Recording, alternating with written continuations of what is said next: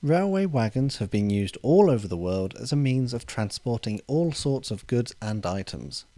Join me in this video as I complete a custom build and review of the Peco N Gauge plastic model kit of the 10-foot standard box van.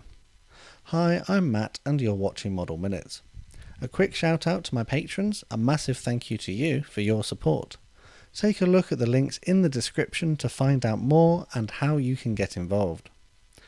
So today I'm taking a look at this tiny little model kit. The little cardboard box comes in a bright blue design with some drawn images of different kits in the range. A little sticker tells you which kit is inside the box. One end of the box features the contact address for Peco, whilst the other side tells you the product code of the kit. This is KNR43. The rear features a little more information, warning you that this is for adult collectors and not intended as a toy. Let's get inside the box and find out what's there. A tiny instruction sheet holds the general construction information.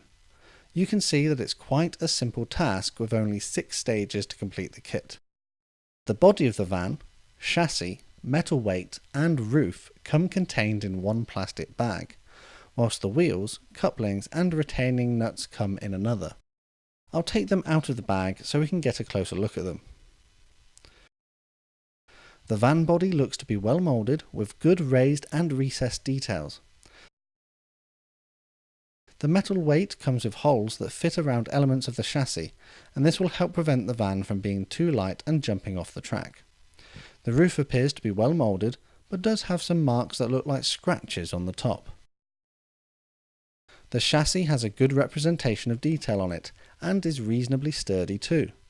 The general method of assembly is to place the weight on top of the chassis, then place the van body on top of that. Then finally add the roof. The couplers and wheels fit into their respective slots, but we'll get to that later. The first thing I noticed was that there was a little flash inside the chassis and van body, which prevented them from sitting flush. I promptly removed this using a sharp knife. What you can see here are the tiny little nuts which hold the chassis to the van body. Make sure you put all these small parts somewhere safe whilst you build the kit so you don't lose them. The wheels are plastic and you could replace them with metal ones for smoother running, but these will do the job just fine. The couplers are Peco's own version of the N Gauge Rapido coupling. These don't have springs and instead rely on an almost hinged upwards motion to operate properly. The first step in my build is to use some of this Value Matte White spray paint I purchased in a local home shop for £1, which I'll use to paint the roof white. A couple of coats were needed to get a nice even finish. I sprayed evenly across the roof from side to side, and made sure I used some sticky tack to keep the roof in the box and not get blown away by the spray. Next, Humbrol 27 Sea Grey matte acrylic was used as the overall colour of the wagon. I'd looked at a few pictures online of this kind of wagon, and this looked to be about right. It was thinned with Tamiya acrylic thinners X20A, and then painted over the entire van body using a medium brush. Thinning the paint will result in less visible brush strokes, but might mean you need a number of layers to get a good even finish. I did end up only needing 1 coat however. I've got some Great Western Railway lettering decals, which is part of the Modelmaster range, and available from the N Gauge Society, of which I used to be a member some years ago, but have since been unable to afford to continue my membership. These decals come as 2 sheets and feature tiny little words, letters and other labelling for a variety of Great Western Railway wagons. It's hard picking out the ones I want to use, as the white letters are printed on an almost white backing paper. You can see that I've already used some on other wagons I've built in the past. Carefully, I identify the decals I'd like to use and remove them from the sheet. It's worth noting that the carrier film on this product covers the entire sheet, so you will have to cut each individual decal out before you apply them. The decals I've chosen are not for any specific van, so I'm just picking things that I think look right, so don't hold me accountable for the prototypical inaccuracy that may inevitably occur. Humbrol 135 satin varnish acrylic was thinned with water, then applied to the van body. This varnish will provide the base for the decals and prevent them from silvering when applied. When the varnish is dry, I can apply Humbrol decal fix to those locations which are going to receive the decals. The decals were soaked in warm water and allowed to release from the backing paper. They were then slid into position and manipulated if needed. A further coat of decal fix is then painted over the top, which helps them soften into the details and appear painted on. On each side of the wagon, I decided to have the letters G and W either side of the doors, then from the bottom left a registry number, then the designation of the van type, and then the markings for the weight and tear weight. I found the decals to be easy to apply, if a little fiddly. As mentioned previously, all excess film has to be cut away, and all decals cut from each other as they are all joined as one sheet on the backing paper. I even had to separate the G and W letters from each other, which I found to be a little stressful as they were quite close. Whilst the decals were drying, I decided to fit the wheels. This is a relatively straightforward task, with one axle being inserted, then the other gently persuaded into place. Be careful here though, as you don't want to run the risk of breaking the chassis or wheels as you do this. Once installed, you get a fairly free-running chassis. Next, I'm going to use this clear lacquer spray that I had left over from other projects. I positioned the van body on the end of a paintbrush using some sticky tack, then carefully sprayed it. This clear lacquer will help protect the paint and decals in the next steps. The spray does have quite a long drying time and does result in an almost gloss finish, so just be aware of that if you do think about getting some for yourself. Citadel Nun Oil was the next product to be used. It was brushed onto the van body and will seep into the recessed details, helping to highlight them and add contrast to the model.